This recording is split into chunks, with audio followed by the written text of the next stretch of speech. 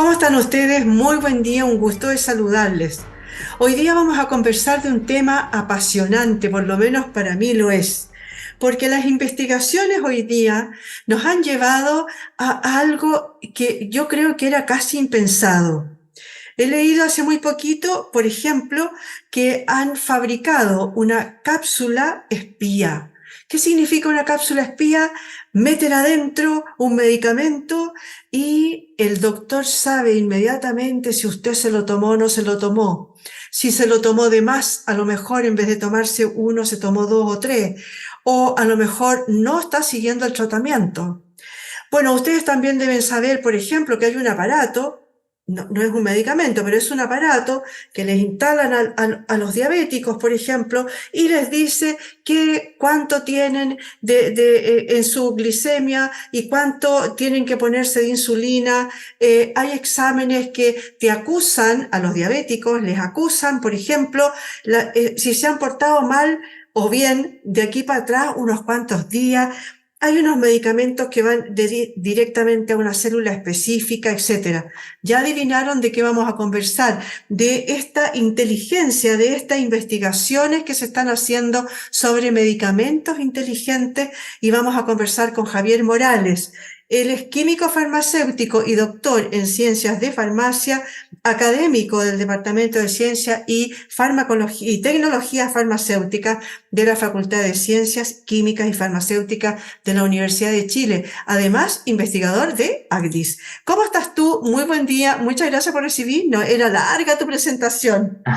Buen día, Miriam. No, ningún problema. Muchas gracias por la invitación.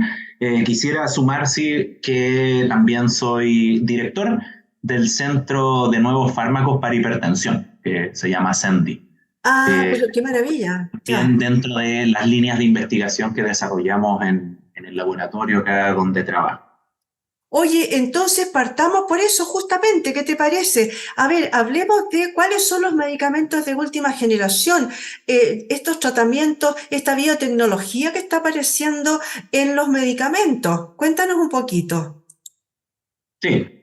Eh, Mira, lo esencial es, o tal vez los medicamentos más novedoso y un punto que quiero hacer igual tiene que ver con las expectativas que se va generando en la población, porque algunas de estas noticias que nos llegan o que podemos ver dicen investigadores de no sé dónde inventan tal medicamento, la píldora que espía, ¿no? Esta pastilla o tableta que espía.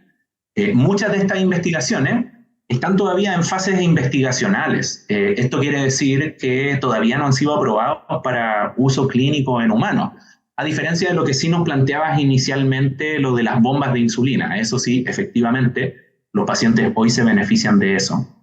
Pero volviendo un poquitito a este concepto de farmacología de nueva generación o de próxima generación, hay varios frentes por los cuales está mejorando o avanzando la farmacología más allá de las moléculas más clásicas que existen. Por una parte, tenemos que hay formas de fabricar estructuras moleculares, estas moléculas que son responsables de los efectos biológicos. Hay nuevas formas de producir estas moléculas que es a través del uso de la biotecnología. Esto significa que alimentos fermentados, por ejemplo, si es que conoces alguno, o bueno, la cerveza también, que es un fermento, o el pan de masa madre que se deja fermentando, ahí tenemos levaduras o bacterias generando, creciendo en estos ambientes para aprovechar los productos que ofrecen. Entonces, la biotecnología es una forma en la que ocupamos estos microorganismos para producir esta nueva generación de moléculas biológicas que se llaman, en este caso, las que emergen desde acá. Y una particularidad que tienen estas moléculas es que uno las puede diseñar para que interactúen en un sitio específico del organismo con muy alta afinidad, logrando mucha especificidad, con buena eficacia. Entonces es una dirección nueva que está tomando el desarrollo de nuevos medicamentos, donde ya en esta rama de la farmacología de nueva generación ya hay varios de estos medicamentos disponibles para los pacientes. a lo mejor algunos pacientes conocerán el término de anticuerpos monoclonales, que son tipos de fármacos que emergen de este tipo, de esta forma de fabricarlos. Eso como en el frente de qué nuevas moléculas estamos produciendo, porque la farmacología más clásica siempre ha obtenido sus moléculas por lo que se denomina síntesis química, que es un laboratorio con vasitos ahí produciendo estas nuevas moléculas, pero la farmacología biotecnológica dio pie a esta otra clase de moléculas. Y te diría que la otra rama en torno a la farmacología de nueva generación, o cómo yo pienso la farmacología en el futuro, tiene que ver con la forma en la que producimos los medicamentos. Porque, mira, si pensamos en cómo usualmente nos administramos los medicamentos, acá en Chile se ocupan mucho los blisters, ¿cierto?, que tienen las tabletas adentro y uno agarra una tableta y la tableta en la caja dice 500 miligramos de paracetamol, chum, con agua para adentro. Y esos 500 miligramos te los tomas tú, me los tomo yo, se los toman los colegas acá, estudiantes, como que no hay ninguna personalización de la dosis a los requerimientos de las personas. Paracetamol no es una molécula particularmente compleja de administrar, entonces podemos darnos este margen amplio de tolerancia. Pero hay muchas moléculas de la farmacología clásica y de la farmacología nueva que se beneficiarían mucho, o que la terapia se beneficiaría mucho de hacer un tratamiento personalizado a las características de cada paciente. Porque cada paciente tiene un perfil genético, ha crecido en un medio ambiente particular, tiene una forma de metabolizar y de absorber los medicamentos que son particulares a cada uno. Entonces, si uno pudiera conocer esas características del paciente para producir un régimen de administración personalizado, lograríamos mucho más éxito en las terapias de lo que alcanzamos actualmente. Oye, entonces ahí me surgieron como todas estas preguntas, porque Me imagino. por una parte, a ver, pensar en esa personalización, como dices tú, implicaría hacer remedios para cada persona. Eso incluye algo carísimo, se me ocurre inmediatamente algo carísimo, algo muy difícil de lograr. Por otro lado, yo estoy de acuerdo en lo que dices tú, uno va al médico y te dice, no, mire, tómese una de estas, ¿no? Y se toma una de estas, lo tragó. Pero eso que me hace bien para una cosa, a veces me empieza a hacer mal para otra. Es lo típico que dice, lea el folleto, ¿no? Porque en el folleto dice, si usted tiene problemas renales, si usted tiene no sé qué, si usted tiene nada, etcétera, ojo con tomar de esto, o tomar más, o tomar menos, etcétera. Hay muchos medicamentos hoy día que son así. ¿Cómo se logra entonces llegar a este paso de la farmacología antigua, llamémosle ahora, que está hoy día vigente, a estas novedades que aparecen en las revistas científicas, en los avisos? Es cierto lo que dices tú, que muchas de estas cosas están todavía en etapa experimental, pero para allá vamos, ¿no es cierto? Claro, esa es la idea. Esa es la idea. Sería entonces que la farmacología nueva, la próxima, la de nueva generación, va para algunas enfermedades que son más o menos masivas, pero que son específicas. Mira, bueno, esto es un tema como muy, que tiene muchas aristas, ¿no? Y hay distintas maneras de abordar todas estas preguntas. Primero sobre la personalización, abramos esa puerta primero. Efectivamente, tú dices que cómo hacemos para producir esos medicamentos personalizados, ¿no? Está bien, yo creo que tenemos tecnología suficiente hoy como para poder conocer particularidades de nuestros pacientes y que esas particularidades nos digan, ok, este paciente se beneficiaría de una dosis un poco más alta que este otro paciente.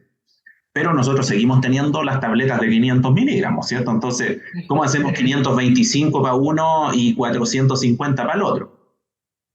Entonces, hay mucha investigación, y nuevamente en el espacio de investigación, que está trabajando en adaptar las tecnologías de impresión. No sé si a lo mejor tú o los auditores habrán escuchado sobre la impresión 3D o la impresión clásica 2D, que le llamo yo, porque es imprimir documentos en papel, ¿cierto? Claro, claro.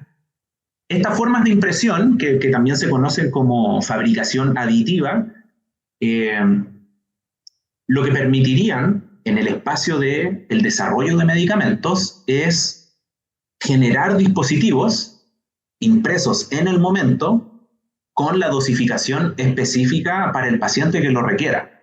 Entonces, existe en Chile y en el mundo, en la masividad de las farmacias, existen lo que se llaman farmacias magistrales. Las farmacias magistrales es donde las personas llevan su receta que el médico les prescribió específicamente para ellos, y en la farmacia magistral hacen un producto solo para ese momento, para ese paciente. Entonces, esto es un tema en el que investigo yo en mi laboratorio sobre estas tecnologías aditivas de fabricación, tecnologías de impresión 2D y 3D. Y lo conversamos con colegas que están trabajando en Reino Unido, en Estados Unidos, en España, y todos coincidimos que la primera bajada que esto tendría sería en un ambiente de farmacia magistral o farmacias intrahospitalarias, porque ya existe más o menos un marco regulatorio para que puedan existir estas formas de fabricar recetas que son específicas para cada paciente. Donde estamos detenidos es en que la tecnología esté completamente habilitada y que el número de moléculas de fármacos, ¿no? El número de fármacos que puedan ser producidos como medicamentos personalizados, eso todavía tiene que crecer, porque hemos hecho pruebas de concepto con algunas moléculas, con algunos fármacos, y eso tiene que crecer a un portafolio de fármacos más amplio, de modo de que para la enfermedad A podamos imprimir 2, 3 medicamentos, para la enfermedad B otros 2, 3 medicamentos, entonces que esto pueda tener una bajada más masiva a los pacientes. Eso sobre cómo yo pienso que será la forma más próxima de cómo la fabricación personalizada de medicamentos podría dialogar con la medicina personalizada de medicamentos. Y ahora recuérdame otros puntos que me comentaste para seguir. Oye, no, es que ahora me surgió otra pregunta respecto de eso, porque justamente yo apuntaba hacia el tema de los recetarios magistrales, ¿no es cierto? Que podría ser una forma de personalizar. Pero tú dices, ahí me golpeaste, no tenía idea yo que la impresión 3D se podía aplicar también a la farmacéutica. Eso no...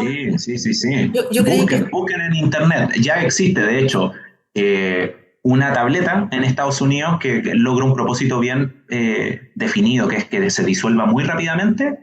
Esa tableta se obtiene mediante una técnica de impresión 3D y ya está disponible para los pacientes. No es medicina personalizada, pero sí es una demostración de que esta técnica de impresión 3D podría ser utilizada para producir medicamentos.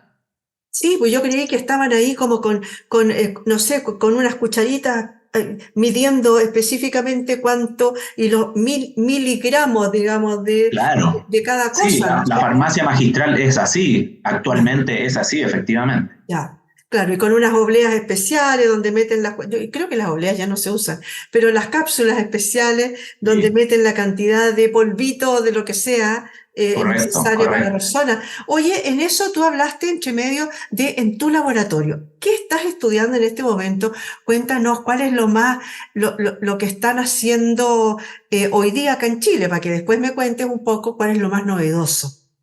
Ya, mira, el laboratorio que yo dirijo se llama el Laboratorio de Entrega de Fármacos y nos dedicamos en realidad como a múltiples desafíos que nos ofrecen las enfermedades y los fármacos por otro lado, porque las enfermedades a veces son muy confinadas a un órgano muy específico, de difícil acceso, y la farmacología más clásicamente lo que hace es empapar todo el organismo, que el medicamento va por todos lados, y una parte va al sitio donde la necesitamos, y una forma entonces en la que nosotros investigamos es poder dirigir de mejor manera los medicamentos a donde deben llegar. Y por otro lado, a veces las moléculas son muy débiles y se degradan muy fácilmente, o les cuesta estar disponible en el organismo, entonces tenemos que mejorar su solubilidad, como que abordamos desafíos como más amplios desde la ciencia farmacéutica. Y un ejemplo que tal vez toca un poco con todo lo que hemos estado hablando ahora, es un proyecto actualmente que tenemos donde estamos produciendo implantes que están pensados para ser ocupados como regeneradores óseos. Entonces imaginémonos que alguien tuvo un accidente grave, perdió un trozo de hueso, y ese trozo de hueso que ahora ya no tiene, tardaría mucho tiempo en sanarse naturalmente, y la práctica clínica usualmente es injertar otro trozo de hueso que sacan de otra parte, como para recomponer esa funcionalidad. Entonces, lo que estamos haciendo nosotros en el laboratorio es ocupando unos materiales bien específicos, ocupamos la tecnología de impresión 3D para crear un volumen. Se puede escanear la zona de la lesión y generar un modelo proyectado en un computador, y ese modelo proyectado en el computador después uno le dice a la impresora 3D que produzca ese volumen con este material que nosotros desarrollamos. Y este implante entonces lo tomaríamos y lo pondríamos para reemplazar la falla ósea, y con eso que se produzca una mejor regeneración. Entonces, este proyecto que tenemos actualmente, y nuevamente esto está en etapa investigacional, así que por favor que no me lleguen los correos después de ¿cuándo podemos ocupar esto, doctor? Siempre llega. Pero bueno, lo responderé por supuesto si igualmente llegan. Lo que estamos haciendo en este proyecto entonces es producir estos sistemas que dialogan un poco con la medicina personalizada, porque esa lesión va a ser específica para el paciente en ese hueso, podría ser de cráneo, de mandíbula. Es un proyecto que estamos haciendo con la Facultad de Odontología, entonces inicialmente lo estamos pensando en cráneo facial. Estamos haciéndolo en colaboración con una empresa que ya se dedica a desarrollar implantes por impresión 3D, pero nuestro proyecto, el objetivo es mejorar el material con el cual se produce la regeneración ósea. Y además ocupa una molécula que es de estas moléculas de nueva generación, de origen biológico, que en este caso facilitaría el proceso de regeneración ósea. Oye, eso es fantástico porque de alguna manera son como prótesis hechas especiales y son rápidamente, pero claro, prótesis, no como por ejemplo te falta un brazo o una mano, sino que algo interior, ¿no? Algo que va a ir dentro. Claro. Me faltó un pedazo de hueso acá, me abren, me ponen en esa verdad y me cierran y chao, con eso. Exacto, tal cual. Oye, entre medio tú también dijiste algo de eso, a mí me llama mucho la atención eso, un remedio, no sé si un remedio, no sé, algo que meten para adentro, un chip, ¿no? Que meten para adentro. Y el chip que está adentro se da cuenta dónde hay algún tipo de error, de alguna enfermedad, de alguna célula maligna, ponte tú, que hay que ir a atacar. Entonces manda el medicamento específicamente a esa zona, digamos, a esa célula, bien selectivo, porque yo pienso, por ejemplo, en el tema de las células malignas, ¿no? El tema del cáncer, por ejemplo. Claro. ¿Qué pasaba y qué pasa, digamos, todavía? Es que, claro, se mueren las células malas, pero también las de alrededor. En cambio, esta no, atacaría precisamente a la célula maligna. ¿Es realidad, ficción? Es investigacional. Es una realidad investigacional. Hay mucha demostración conceptual de este fenómeno que tú estás comentando. La disciplina se llama nanomedicina y es generar estos dispositivos nanométricos, que sencillamente quiere decir muy, muy, muy pequeño. Eso quiere decir nano. Y estos dispositivos muy pequeños, uno los diseña con las propiedades que está buscando. Entonces, el ejemplo del cáncer es un ejemplo muy trabajado en las ciencias de nanomedicina, porque las células malignas, se conocen características propias de las células malignas que no son observables en las células sanas. Pero esas propiedades no son... La farmacología no es capaz de percibir esa diferencia.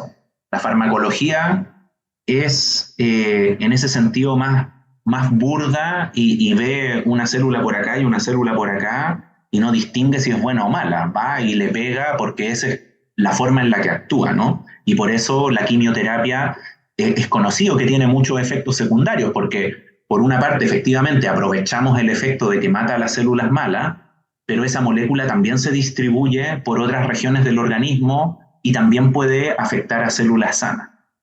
Entonces, lo que la nanomedicina hace es tomar estas moléculas, las mismas moléculas de hecho, y las ubica dentro de estas cápsulas.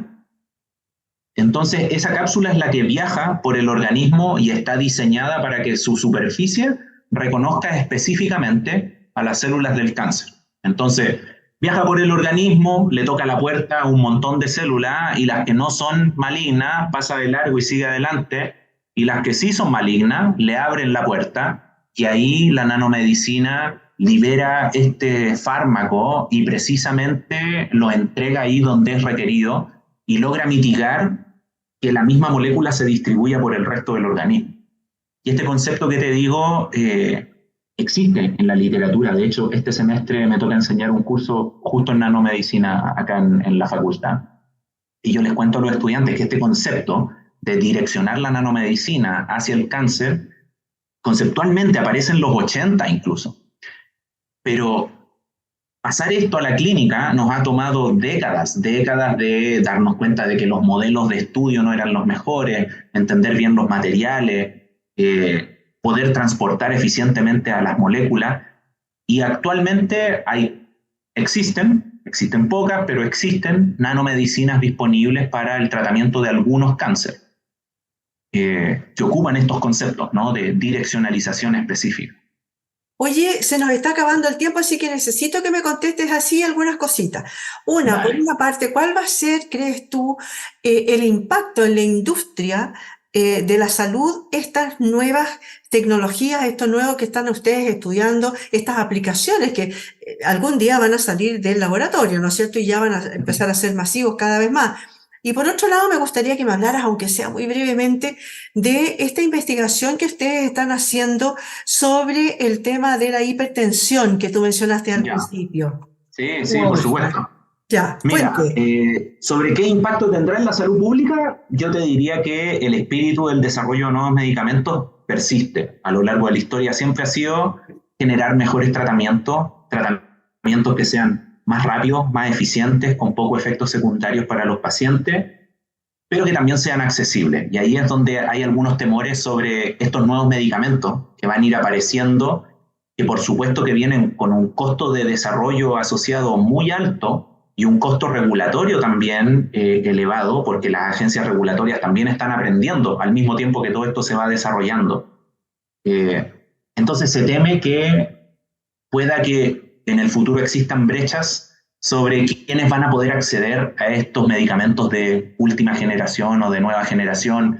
Hay países como en Estados Unidos donde los seguros o los petitorios mínimos de medicamentos es muy limitado, entonces hay medicamentos muy caros que son de difícil acceso para los pacientes. Acá en Chile nosotros todavía tenemos un resguardo importante que nos permite acceder a una farmacología súper transversal en toda la población, y yo esperaría que en el futuro la aparición de estas nuevas moléculas, por lo menos en Chile, se haga cargo de darle accesibilidad a la población. Eso respecto de cómo veo el futuro. Soy optimista en que estos estadios experimentales en los que estamos eventualmente van a avanzar a la clínica y a fases clínicas, pero tenemos que esperar.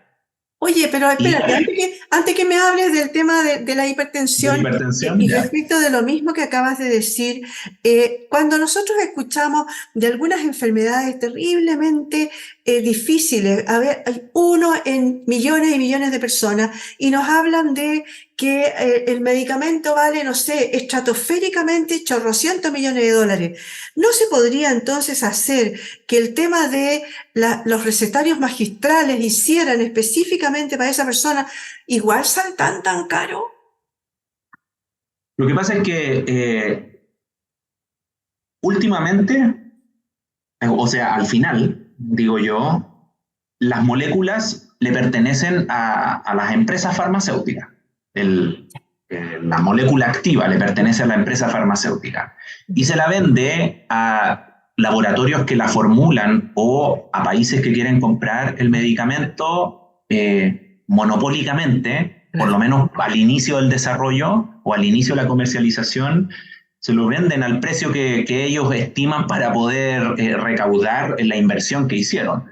Entonces, yo creo que la escala más pequeña e individualizada de los recetarios magistrales tal vez es muy poca, es una escala muy pequeña para hacer compras de alto volumen y más competitivas. Yo pensaría que esto se va a resolver más a la escala de las naciones que pueden hacer compras masivas para su población y luego desde un nivel de un volumen más grande poder distribuirlo y que baje a la población más homogéneamente. Pero bueno, es un problema del futuro, no tan lejos, pero un problema del futuro aún. Siempre y cuando, obviamente, esa enfermedad sea más o menos masiva, ¿no es cierto? Porque si no, a nadie le va a convenir para comprar para un Claro, paciente. eso sí, Un es poco un lo que desafío pasó, adicional. un poco lo que pasó con el COVID, ¿no? Con la vacuna, donde se juntaron Claro, muchos y bueno, era masivo, por lo tanto, al final lograron precios bastante aceptables. Así todo hubo países que no tuvieron acceso a aquello. Pero háblame, por exactamente. favor, ahora del tema de la El de hipertensión, porque hipertensión. sí, sí, sí, sí. Cuente. Sí, mira, esto es un proyecto, se llaman Proyectos Anillos, que es un proyecto que permite conectar a varios grupos de investigación en el país, donde estamos trabajando con un grupo de investigación en la Universidad Católica, otro grupo de investigación en la Universidad Andrés Bello y nosotros que trabajamos en el diseño de formas farmacéuticas y los medicamentos últimamente. Y el propósito era poder mirar, porque bueno, lo estamos cerrando ya, nos ha ido muy bien, hemos sido muy productivos y avanzados los candidatos que teníamos originalmente. El propósito era descubrir moléculas que mejoraran sobre las terapias de hipertensión que existen actualmente. Y estamos investigando una química de moléculas que, por un lado, mitiga algunos de los efectos adversos que tiene la hipertensión, pero además no solo controla la presión arterial, que es algo que ya logra la farmacología actual contra la hipertensión, pero logra reducir, o eso es lo que esperamos, reducir el daño de órganos objetivos, que es como se llama en la disciplina, o órganos secundarios, que son, con la progresión de la enfermedad de hipertensión, se empiezan a dañar algunos órganos del cuerpo y la farmacología actual, aunque es buena para controlar la presión arterial y mantenerla en un estándar más saludable, no es capaz de hacer retroceder este daño que se ha producido a los órganos. Entonces las moléculas que nosotros hemos descubierto en el anillo dan cuenta de eso, de que no solo por una parte controlan la presión, sino que también podrían reducir el daño de estos otros órganos que se produce con la progresión de la enfermedad. Entonces, bueno, el proyecto que tiene estas varias ramas, descubrimiento, formulación y validación de los candidatos, está ahora en su último año y estamos justamente ahora como con miras de ver cómo continuamos este proyecto hacia adelante, porque nos interesa que estos resultados que son tan prometedores actualmente puedan seguir avanzando en el desarrollo de nuevos medicamentos para que eventualmente esto que te digo que es experimental te pueda decir ahora sí están en clínica y los pacientes se pueden beneficiar de estos medicamentos. Oye, y en ese caso, ¿cuál es el siguiente paso cuando ustedes terminen este proceso? ¿Cuál es el siguiente paso? ¿Pasar a interesar a la industria, por ejemplo? Hay distintas maneras de pensar como la estrategia de progresión, pero por lo menos en el esquema clásico de desarrollar nuevos medicamentos, lo que uno hace es estudiarlos in vitro y en animales, que es como las fases más tempranas de validación, y lo que uno hace es entender, o el mejor modelo, el mejor resultado es demostrar que en un animal que tiene hipertensión, nosotros podemos tratarlo con esta farmacología y producir este beneficio en estos órganos alternativos, que te digo, estos órganos secundarios que se dañan. Una vez que pasamos eso, que ya algo de esos resultados efectivamente tenemos, una vez que pasamos esa brecha, vienen los estudios clínicos, que es estudios en humanos. Primero pasando por sujetos sanos para asegurarnos de que sean moléculas seguras y que sean formulaciones seguras, y después vendrían los estudios para demostrar eficacia en pacientes con la enfermedad.